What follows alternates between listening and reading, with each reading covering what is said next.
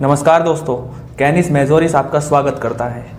UCC मतलब uniform civil code, समान नागरिक संहिता।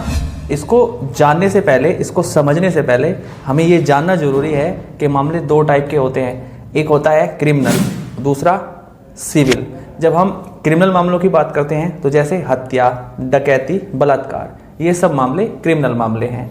और जब हम मामलों की बात करते हैं सिविल की, तो उसमें जैसे विवाह, जैसे संपत्ति के झगड़े, जैसे तलाक के झगड़े, ये सब झगड़े सिविल मामले हैं। इन दोनों में एक और अंतर हो रहा है। जब हम बात करते हैं क्रिमिनल मामलों की, तो उनमें एक पार्टी हमेशा स्टेट होता है। मतलब अगर किसी व्यक्ति ने अपराध किया है तो वो किसी एक व्यक्ति के खिलाफ नहीं होता, पूरे स्टेट के खिलाफ होता है। इसलिए हमेशा एक पार्टी स्टेट होता है, जबकि सिविल मामलों में ऐसा नहीं होता। ये इसमें दो पार्टी हो सकती हैं, जैसे पर्सन टू पर्सन हो सकता है, पर्सन टू ऑर्गेनाइजेशन हो सकता है, और कंपनी टू कंपनी हो सकती है, और कंपनी टू व्यक्ति हो सकता है। तो जब हम बात करते हैं यूनिफॉर्मिटी की, तो आपराधिक मामलों में पूरे भारत में यूनिफॉर्मिटी है। मतलब आईपीसी, इंडियन पीनल कोड, एक पुस्तक है। यह पूरे भारत में आपराधिक मामलों को देखरेख का कार्य करती है। यदि किसी व्यक्ति ने अपराध कर दिया है, तो वो चाहे किसी धर्म का हो, किसी नस्ल का हो, किसी वर्ग का हो, ये मैटर नहीं करता है। आईपीसी में सबके लिए समान सजा का प्रावधान है। यहाँ पूर्ण रूप से मतलब पूरे रूप से आप कह सकते हैं यूनिफॉर्मिटी है। लेकिन जब हम सिविल मामलों की बात करते हैं तो यहाँ ऐसा नहीं है। यहाँ पर मुस्लिम पर्सनल विधि है।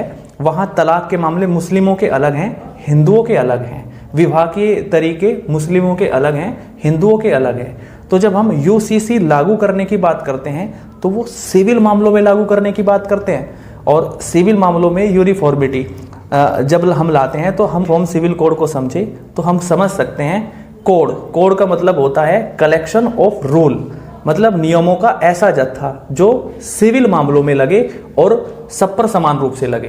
तो यूसीसी का मतलब यही हुआ, यूनिफॉर्म सिविल कोड। 18वीं शताब्दी में मुगलों के आक्रमण से पहले यहाँ के सभी मामले हिंदू रीति रिवाजों पर फॉलो होते थे। उसमें भी दो पुस्तकें इंपॉर्टेंट हैं, एक है मनुस्मृति, एक है याज्ञवल्क्य। और आगे चलकर ज्ञानेश्वर ने याज्ञवल्क्य स्मृति पर एक मिताक्षरा टीका लिखा, और ये सभी मामले इन्हीं पुस्तकों पर आधारित थे। लेकिन जैसे ही मुगलों का आक्रमण हुआ तो वे अपने साथ लेके आए शरीयत। और शरीयत का मतलब होता है ईश्वरीय कानून, मतलब सभी व्यक्तियों पर ईश्वर के कानून लागू होंगे। लेकिन शुरुआत के जितने भी बादशाह थे, उन्होंने ये कानून हिंदुओं पर लागू नहीं किए, मुसलमानों पर ही या मुसलमानों तक ही सीमित रखे। लेकिन आगे चलकर एक बादशाह हुए जिनका नाम है औरंगजेब। उन्होंने लिखी फतवाए आलमगिरी, और उन्होंने आपराधिक मामलों में यूनिफॉर्मिटी लेके आए। मतलब अब शरीयत के कानून हिंदुओं पर और मुसलमानों पर समान रूप से लागू होंगे। लेकिन 18वीं शताब्दी के बीच ही आप जानते हैं अंग्रेजों का आक्रमण हुआ। ईस्ट इंडिया कंपनी की सत्ता सरकार में आई, और उन्होंने क्या किया कि मुसलमानों के जितने मामले हैं मुस्लिम पर्सनल विधि से लागू होंगे, और हिंदुओं के जितने मामले हैं वे हिंदू पर्सनल विधि से लागू होंगे। और जो अदर कैटेगरी के लोग बचे या अदर धर्म के जो लोग बचे, उन पर इंग्लिश कॉमन विधि लागू होगी। जब अंग्रेज भारत में आए तो उन्होंने सिविल मामलों में बदलने का प्रयास किया। जैसे उन्होंने विधवाओं के पुनर्विवाह के लिए विधवा पुनर्विवाह अधिनियम पारित किया। जैसे उन्होंने सती प्रथा को रोकने के लिए सती प्रोहिबिशन एक्ट 1829 लागू किया। लेकिन जब हम आगे बात करते हैं तो मुस्लिम विधि में कभी कोई परिवर्तन नहीं किया गया। जो विधि शरीयत पर लागू थी वो कंटिन्यूअसली आज़ादी के बाद भी वर्तमान स्थिति तक वह इसी तरह लागू होती रही।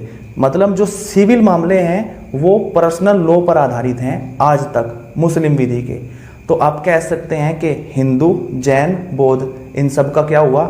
देखिए, जब आप बात करते हैं हिंदू एक्ट की, तो हिंदू एक्ट में आप जैनियों को काउंट कर लेते हैं, उसी में सिखों को काउंट कर लेते हैं, और उसी में आप बौद्धों को काउंट कर लेते हैं। मतलब अगर सिविल मामले हिंदुओं की बात करें तो उनमें एक रूपता आ चुकी है, उनके मामले लगभग सबके एक समान हैं। लेकिन मुस्लिम विधि में अभी भी कुछ बातें ऐसी हैं जो महिलाओं के खिलाफ हैं या महिलाओं के फंडामेंटल राइट का उल्लंघन करती हैं, सीधा सीधा उल्लंघन करती हैं। जैसे अभी भी मुस्लिम पर्सनल विधि या मुस्लिम पर्सनल लॉ में प्रावधान है कि एक पुरुष को 4 शादी करने का अधिकार है और ऐसा अधिकार महिलाओं के प्राप्त नहीं है। वहाँ पर अभी भी विवाह एक कॉन्ट्रैक्ट है जिसे तलाक के माध्यम से तोड़ा जा सकता है। हाँ, ये अलग बात है कि मेहर की राशि देने के बाद ही कॉन्ट्रैक्ट को ख़त्म किया जा सकता है। तो जब हम यूसीसी लाने की बात करते हैं तो यूसीसी का मतलब ये है विवाह के मामले, तलाक के मामले हिंदुओं के और मुस्लिमों के, लगभग पूरे भारत में जितने भी समुदाय हैं उन सब के एक समान हो जाएंगे। इसका ये मतलब है। इससे सबसे ज़्यादा फायदा होगा महिलाओं को, क्योंकि जब हम बात करते हैं सबसे ज़्यादा यदि इस चीज़ से कोई पीड़ित है तो वो महिलाएं हैं। इसी वजह से सुप्रीम कोर्ट ने 3 तलाक को भी बैन कर दिया था 2019 में। तो हमारी वीडियो का अंत होता है।